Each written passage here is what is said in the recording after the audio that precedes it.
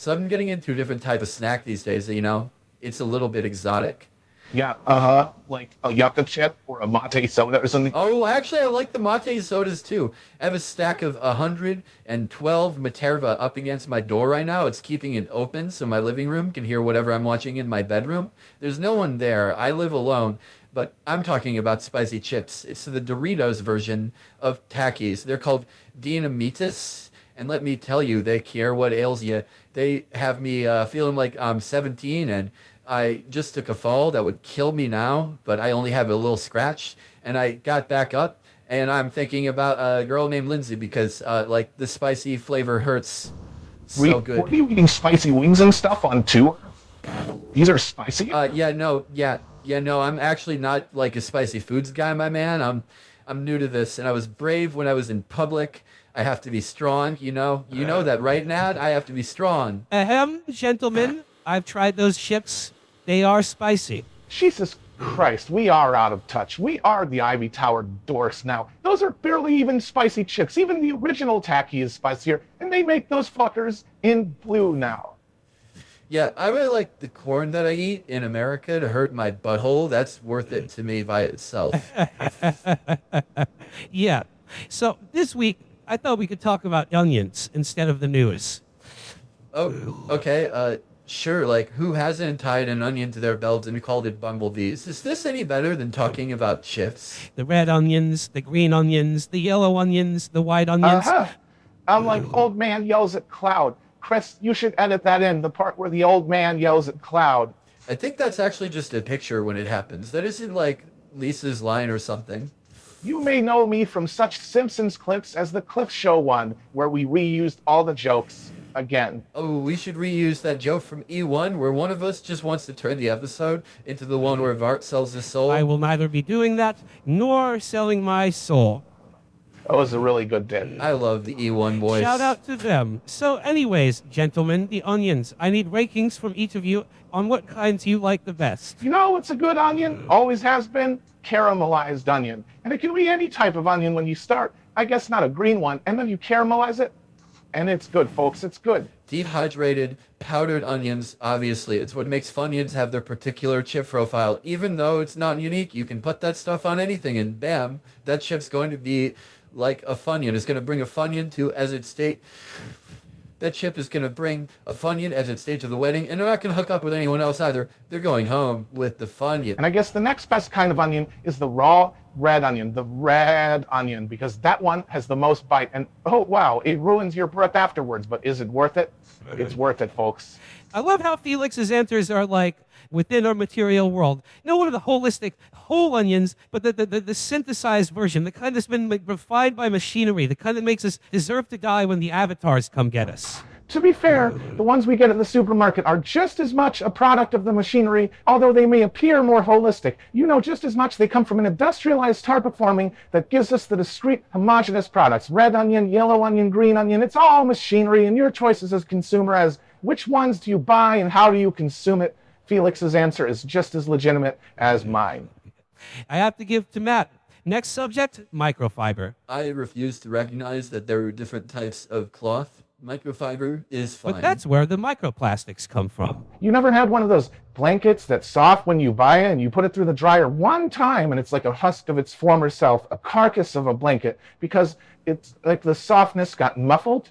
The heat from the dryer fused those fibers together, ruining the soft texture and creating almost a network of knit loops. Oh, yeah, that's gross. I thought that was just my fault. I guess that's just another way the microplastics are making me dumber. We're all getting dumber every day, folks. Did you see the news today? Let me pull up the headlines. You know, you can take a break while you get prepared and start recording again after you look through Twitter for 5 minutes. Juice is flowing now, baby. You know it's not about the topics, it's about the juice. The juice we have with each other. We're the Chapos, the original dry boys. You know we got it. Baby! Look, we've heard enough about sheriffs. Can we talk about whatever the fuck Rudolph is? I know he's a red-nosed reindeer, but his bioluminescent properties are otherworldly. This is not numeral for any creature to be a red spotlight. I know what you mean. There are just so many things we brush right past because you want to enjoy that sweet, Nostalgic consumerism. You mean holiday warmth? Do you remember what sodas you bought when 9/11 happened? I do. I remember it just like it was yesterday. Our cafeteria is stocked with the basics, and I needed the nourisher, so I chose the most wholesome thing they had, a Minute Maid mixed berry juice in a can, and I drank it down like it was medicine. I stopped at the Circle K on the way home, and I got the mysterious red drink with the label removed. It was probably Kool-Aid, but the guy gave it to me for free because it didn't have a label on it. We nodded in solemn agreement about the tragedy of that day. It tasted exactly like Kool-Aid, so it was probably Kool-Aid. That wasn't Kool-Aid. That was piss. It was the Kool-Aid man's piss. Which is also Kool-Aid, so it's fine. Anyway, that's how I did 9/11. So let's take that break now, and maybe when we come back, we'll talk about something that actually happened. Current events on this podcast on Chapo Trap House? Never. I mean, probably. But in my lifetime? I just wanted to get in there and say Vidalia. I know everyone at home is screaming. Someone's got to say Vidalia. But we'll be back after a break.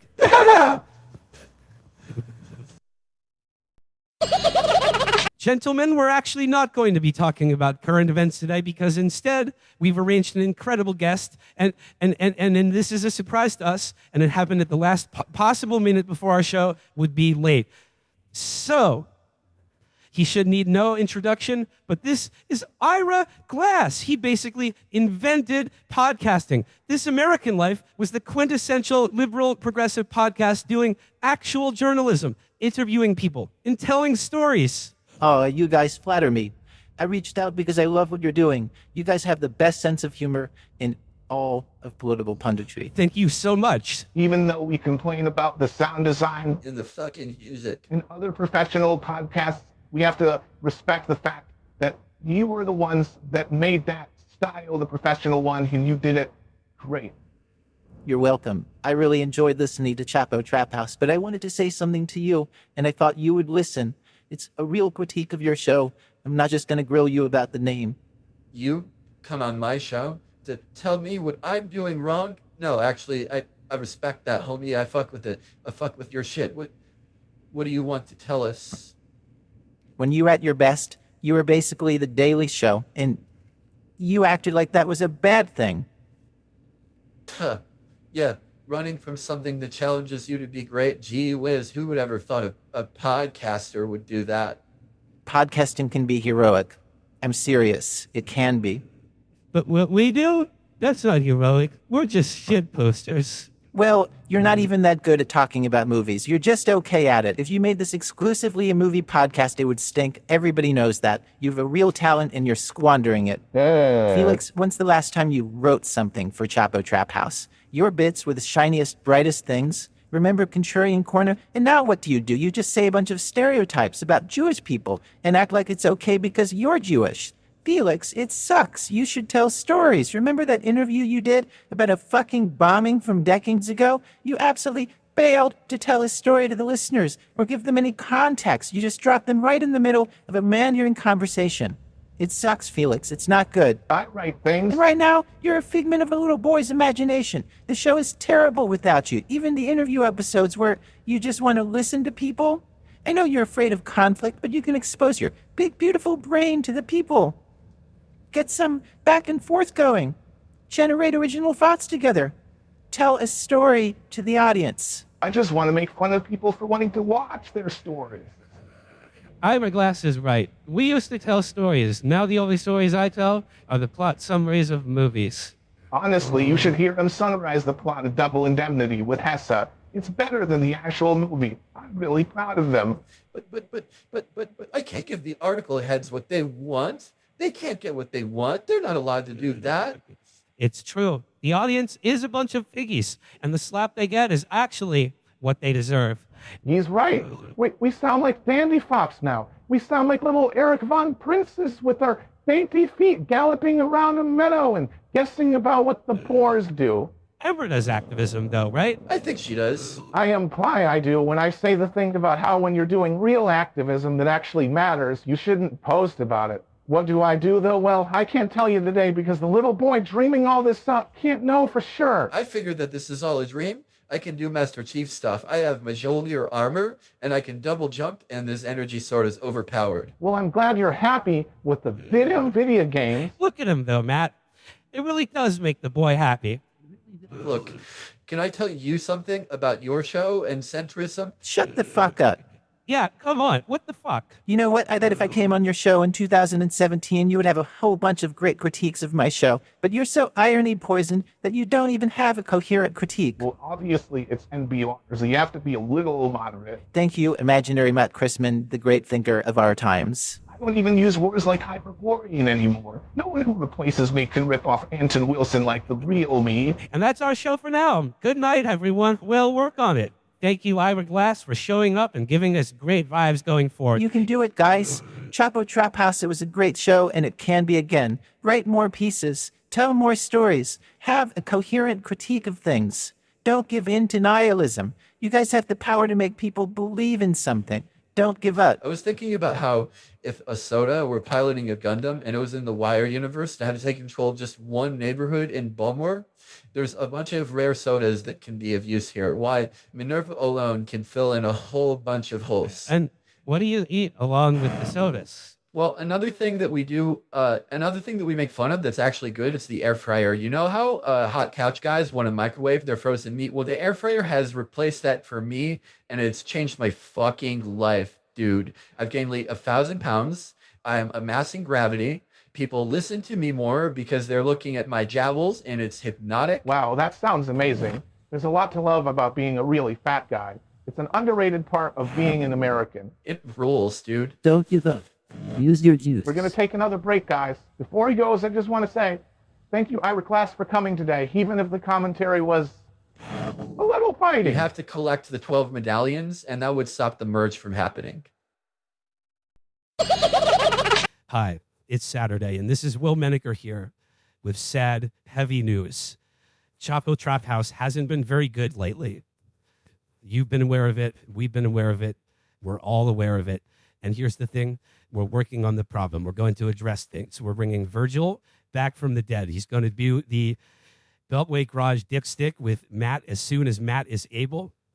We are trying out a variety of replacements for Matt. And we're making Felix do a lot of homework. He's talking too much about his damn video games. So we're making him do a lot of reading. He's going to be doing book reports for us. And yes, we're going to be mean to him while he delivers them to us. Isn't that right, Felix? Felix is not able to answer right now because he's reading. And now that I'm back from the dead, I'm taking a Lin-Manuel Miranda turn. I'm going to be doing musical numbers in Chapo now. I'm going to be rapping about the dead presidents and how they would feel about the ones who are alive right now. Are you ready for how Abraham Lincoln would rap about Biden? Well, I haven't written it yet, but when it's there, it'll be good. And it'll make liberals come. Isn't that great? So the future of Chapo is bright. And all I want to be is El Chapo. Hit it, Chris. Okay, am I allowed to speak now? Well, I have been doing my homework. Will said I had to do some reading, but he didn't say what I had to be reading. So I decided to read the classics. I'm focusing on the classics. I'm focusing on the Prima Games official strategy guides. I'm focusing on the official Nintendo Power era novelizations of NES games, and I'm complementing that. I'm creating a complete package where it's also going to feature the Simpsons. I'm going to be watching old classic era Simpsons episodes, and I think that's going to really make me well informed about the politics of today, because that's the culture that made us. Oh, of course. More gaming from Felix. You could at least be playing historical games. How have you thought about that? The Paracox games? I hear those are grand strategies where you can at least model out what history would have been like if everyone was based in coal. Matt, I don't understand why you don't understand. I've been telling you, Hideo Kojima predicted all of this. Metal Gear Solid 2, Sons of Liberty. I mean, even the Blowback guys are making their podcast named after it. It's because these texts tell us about the modern times. Boys, there'll be plenty of time for video games and politics after Felix does his homework. The important thing is the boy is reading. Okay, I was able to get the song started while you guys were bickering and being lame. So tell me how this is. I'm doing my raps. I hope you like these stories.